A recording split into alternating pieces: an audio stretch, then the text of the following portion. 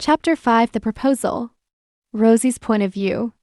As the music swirled around us, an electrifying thrill coursed through my veins. My heart raced with a heady mix of curiosity and excitement. "Stay sharp, Rosie," I reminded myself even as the chandeliers glittered overhead and Altura's presence pulled me in. Wow, this is incredible. You truly host a magnificent gathering. I exclaimed, my eyes sparkling with enthusiasm.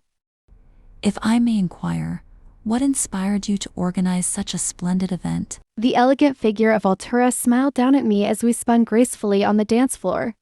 We were immersed in the glow of shimmering chandeliers overhead. Today's affair has a rather special purpose. Altura confessed, his eyes gleaming with mischief as he continued to twirl me about. We see I'm on a quest to find myself the perfect bride. My breath caught in surprise. I hadn't expected such a declaration. A bride? This isn't just a party, it's a trap disguised as romance, I thought to myself. You're seeking a bride. I echoed, astonished as the final notes of our dance reverberated around us. Yes, indeed. Altura affirmed with a warm smile, and with a deft motion he dipped me low at the song's end. As he brought me back upright, our eyes locked, and I noticed something profound in his gaze.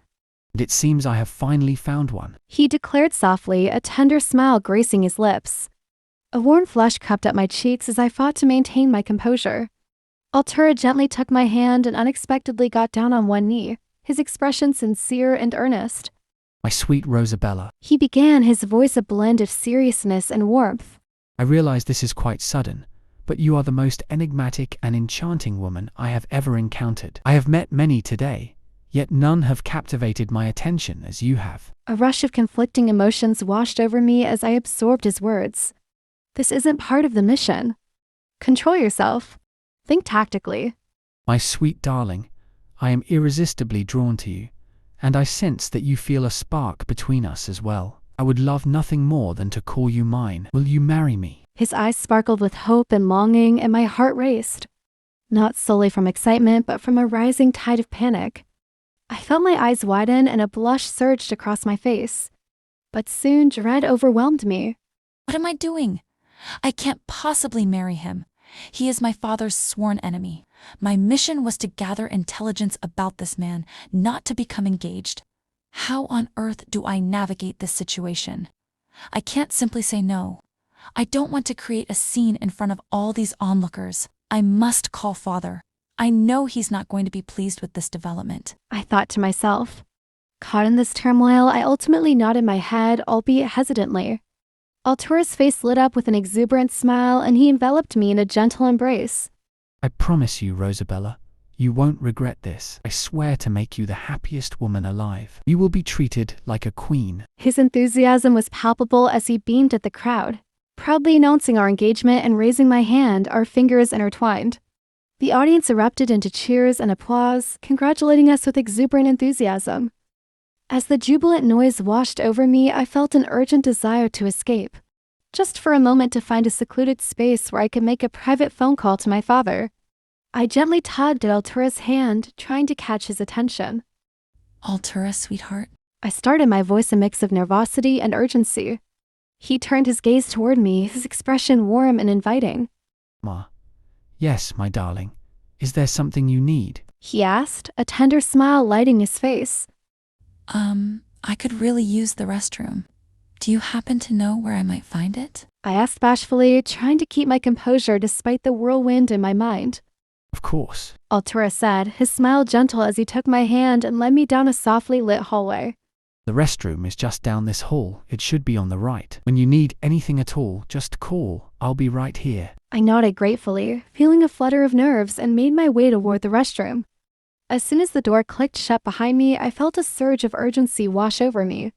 My heart raced as I quickly pulled out my phone, my fingers trembling slightly as I dialed my father's number.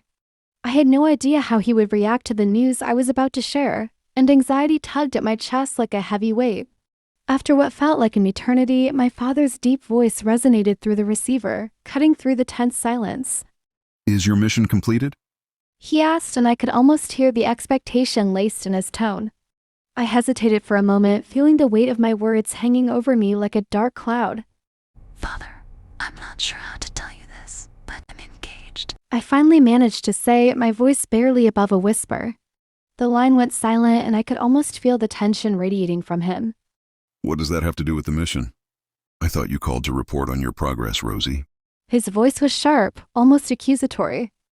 Yes, Father, I know. But my engagement is directly linked to the mission because I am engaged to the host of the party. I admitted, the words tumbling out before I could stop them. I heard a low growl emanate from him, deep and frustrated. You're engaged to Altura? My mortal enemy? He growled, incredulity dripping from every word.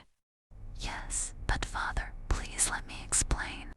I didn't plan on getting engaged to him. I didn't have a choice but to say yes. I felt trapped.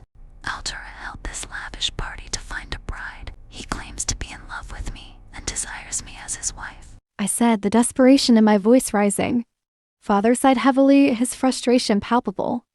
This could jeopardize your mission. He exclaimed, the gravity of my situation sinking in.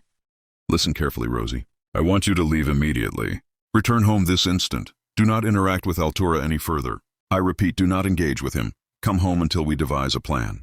His order echoed in my ears, a command I knew I had to obey. Okay. I replied, my voice shaky, and the call ended abruptly before I could gather my thoughts. I sighed deeply, pushing out the breath I didn't realize I was holding, and exited the cramped restroom.